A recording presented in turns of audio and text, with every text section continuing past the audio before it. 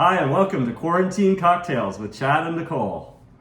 We're here to talk about the French 75 in honor of Bastille Day, which is coming up next week. On July 14th. That's right. The French 75 is a cocktail made from gin, champagne, lemon juice, and sugar. It is also called just the 75, or in French, 75. The name of the drink dates back to World War I era and is named after a powerful French 75 millimeter field gun, the Canon de 75 Model 1897, which was known for its speed and its accuracy. The cocktail was said to have such a kick that it felt like being shelled with a gun. And today, the Canon de 75 is actually still in use for some ceremonial purposes in France. So you might even catch one on some of the Bastille Day celebrations in Paris. So the first written reference to a drink called the 75 surfaced in an American newspaper in 1915. The article credited the drink as having gin, grenadine, apple brandy, and lemon juice, and claimed an American war correspondent brought it to the United States. I'm gonna do that. The 75 first appeared in a cocktail book in 1922 in Cocktails and How to Mix It by Robert Vermain. Here the recipe also still included gin, lemon, grenadine, and Calvados, of course, apple brandy from Normandy, which we talked about when we did the sidecar. And kind of even similar to the sidecar in some ways. In this book, Vermain gave the drink's credit to Henry's Bar in Paris, an establishment which happened to be right around the corner from the famous and still standing Harry's New York Bar. A few years later, in 1926, Harry McAlone of Harry's New York Bar published his fourth edition of Harry's ABC of Mixing Cocktails book and included the 75 cocktail, albeit with absinthe instead of lemon juice, in the book. He claimed no credit for inventing the drink and instead credited the invention to a London bar. So we don't know exactly who originated the drink, but the recipe did take its now classic form with the French 75 name in Here's How, a 1927 cocktail book by a man named Judge Jr., which in that form consisted of the gin, sugar, lemon juice, and champagne that we know today. He claimed with a bit of cheek that this drink is what really won the war for the Allies, and he also took no credit for its creation. The recipe was republished with the name French 75 in the Savoy Cocktail Book in 1930, and that helped popularize the drink and made this the canonical version of this. Whoa! Oh my goodness, that was exciting. Our champagne cork, we loosened it, and so it decided to pop on its own. Well, Champagne's open. The bubbly is flowing. Les bon temps roulés. Let's say les bon temps roulés, as we said last week.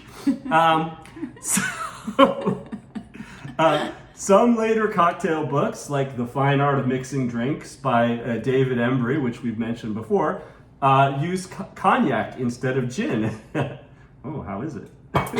Might as well taste it. There you go. So interestingly, all of these early versions of the French 75 appear to have been served over ice in a highball glass or a Collins glass. Indeed, the recipe is very similar to one of the most popular classic cocktails, the Tom Collins, which you may know, simply with champagne replacing the carbonated water in that one. An argument could certainly be made that the modern French 75 was simply created as a variation of the Tom Collins, which, by the way, dates all the way back to 1876 with our old friend Jerry Thomas, who we've mentioned several times and who seems to be the towering bartender figure of the 18th century, right. Of the 19th century, sorry. So the French 75 was popularized in America at the Stork Club in New York City in the 1930s, and the drink even makes an appearance in the 1942 movie Casablanca, where it is the preferred drink of Rick's former mistress, Yvonne. and notably, it is served in a coupe glass there. Yeah. So the predominant choice in the latter part of the 20th century was certainly to serve the drink in a flute glass or in a coupe, perhaps having to do with the perception that it's not necessarily appropriate to serve champagne on ice. Surprisingly, the modern recipe and the use of the coupe as the glassware may actually be the oldest form of this drink, although not directly connected in lineage to the modern French 75 as we've described it. In the 1860s, no less than the great Charles Dickens threw lavish parties and served punches and cocktails of his own devising, many of which became quite famous. The champagne cup was a popular cocktail of the time, consisting of lemon, sugar, and champagne. One evening at the Parker Hotel in Boston, Dickens threw his party and served Tom gin and champagne cups, which essentially added gin to the champagne cup recipe. It seems like the name he selected, though, wasn't nearly as catchy as 75, because otherwise we would be crediting him as the drink's originator. All right. So that's a little bit about the history of the French 75. It's an interesting drink that's gone through some changes over time. Some people still like to make it with cognac. Some people serve it over ice in a Collins glass or a highball. We're following sort of the more or less more recent tradition of serving it in a coupe, and we like that form for it. So here's the classic French 75 recipe with the gin, the simple lemon juice, fresh squeezed, of course, always, and also then the champagne. We're going to shake the ingredients except for the champagne, as if we were pretty much as if we're making a gin sour, and then put that into a chilled champagne coupe, and then we're going to top it up with champagne and give it a little stir. could you use Prosecco if you don't have champagne? Absolutely, you could use any sparkling wine. Prosecco would be great. It's a little sweeter profile, so it kind of depends on the champagne you're using and the gin that you're using and the flavor profile that you're aiming at. Okay. So our special demoed version, which I think has some champagne spilled on it at this point, we're calling the Lavande 75. Lavender in French there, because we're including some lavender bitters along with the cocktail. And part of the reason for choosing that is our choice of this Hendrick's Midsummer Solstice Gin, which is a limited edition release that Hendrick's has been doing, I think, starting last summer. But I think it's still available now. I've seen it at Total Wine still. And so you can go and pick some of that up. It's a nice floral gin.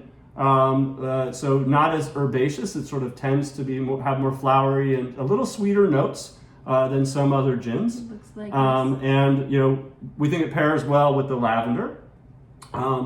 We're of course using 1-to-1 simple syrup and fresh squeezed lemon juice, and then we're selecting a champagne called Champagne de Margerie Grand Cru. This is an excellent champagne. It's a little bit cheaper than the Veuve Clicquot, standard orange label Veuve Clicquot, and I think it's actually superior. It's got a little bit more nuttiness to it and a little bit more fully rounded flavor. less sweet. Yeah, and not as bright and pure citrusy as I find the Veuve Clicquot. So both of those represent, in our minds, like great price performance choices, with the Hendrick's being similar to some more expensive floral gins for at nearly the same quality, or in our opinion. So we'll start putting that together. Nicole is going to be juicing the lemons, and I will throw the gin in. How much gin? So we're going to put in an ounce of gin for each of us. Okay. Where's my... Your handy dandy tool. Yeah. So I'm just using this tablespoon or half-ounce measure. Which is very convenient because most things here are coming out in half-ounce amounts. And how much lemon juice? We will put in 1 ounce of lemon juice and 1 ounce of this. You don't need to strain it. We want the pulp. Oh, okay. We will strain it after we make the cocktail. Okay. Is that enough? Probably not. I think it's enough here. Should be plenty. Okay. All right. We will put in our lemon juice. Nice and pulpy, this one. So you want the pulp when you're shaking the cocktail because it actually helps, it impacts the texture, and so you don't want to strain all the pulp out. Then you strain it out after you, as you're pouring the cocktail into the glass. Okay. And then we will be putting in our bitters. And we're using 2 dashes of these lavender bitters, Scrappy's bitters, and this comes from the sampler in the Scrappy sampler pack at this size, so you can kind of try out a bunch of different bitters without having to commit to a larger format bottle of bitters of lavender bitters that might take you a while to go through. And as we've talked about before, 2 dashes equals up to about 1/4 ounce, and so I'm using this 1/4 ounce measuring cup to get my 2 dashes and make sure I have enough bitters and sort of keep the amount measured well. And then finally we're going to include our secret ingredient, which is our saline solution that we mixed up. So the saline solution, we're going to add just a couple drops per drink. So I'm putting in 4 drops here.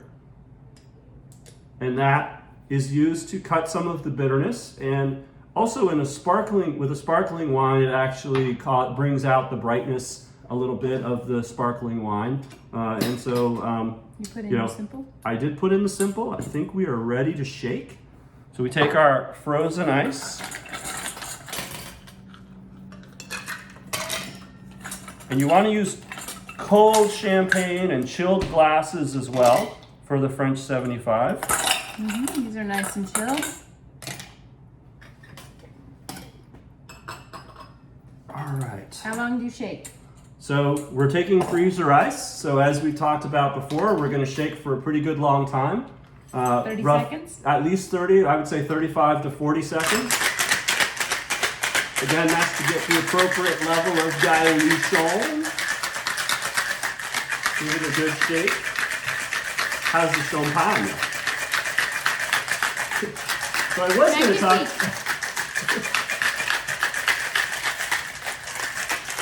Go, baby, go. Shake, shake. We're only halfway done.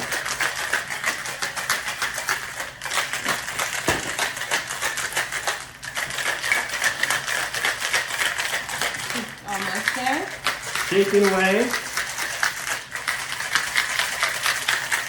All right.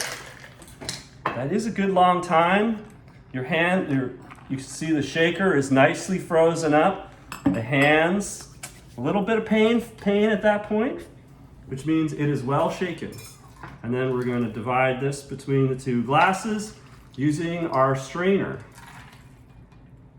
Do we need some lemon? Yes. Garnish? So we'll talk about the garnish in a sec. Should I peel some?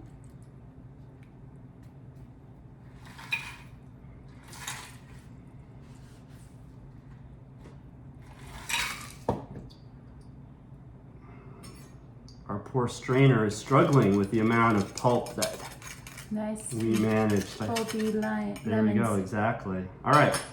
Yum. So there we have the base cocktail, which is kind of close to a gin sour. You'd want a little more gin in it to get it really balanced. This is going to be too tart and too sweet by many measures.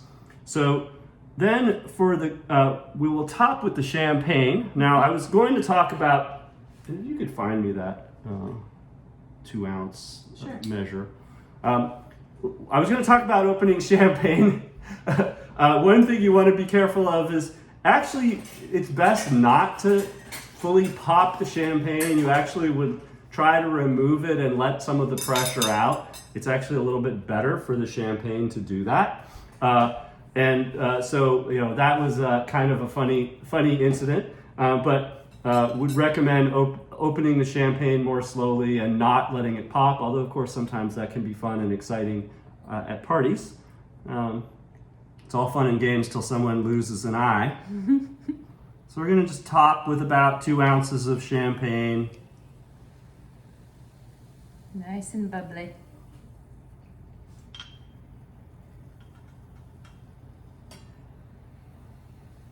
And then we're garnishing.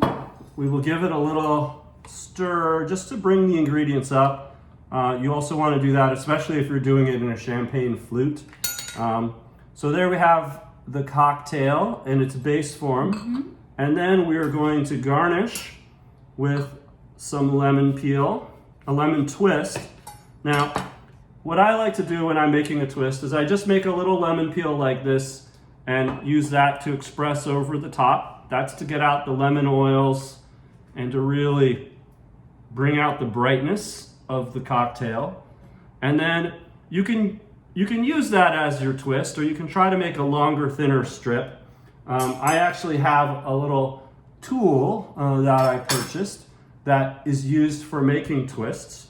And so you apply some steady pressure. Oops. Good enough. Sometimes, I like, if you're making it for presentation, you really kind of want to get a nice, long, elegant twist out of it. Yep, that's good. That's pretty good. So you can see the tool, you put these kind of grooves into it to get a nice twist. But you can, do as you can at home with your knife, your bar knife, and maybe even trim it up a little bit. Just leave that aside. Okay. And then for aesthetics, we're gonna throw a little bit of lavender on the side. Fresh cut from the garden. Yeah, we picked up some lavender outside in the garden. Nice and pretty and bubbly. And there you go. There is our lavender 75. See how it tastes?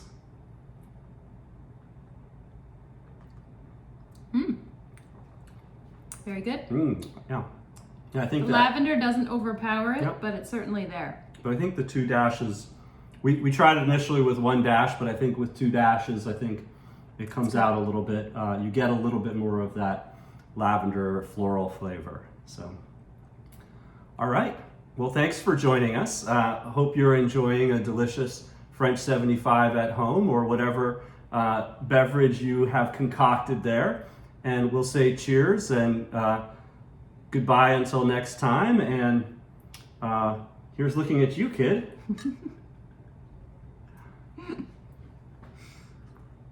Yum.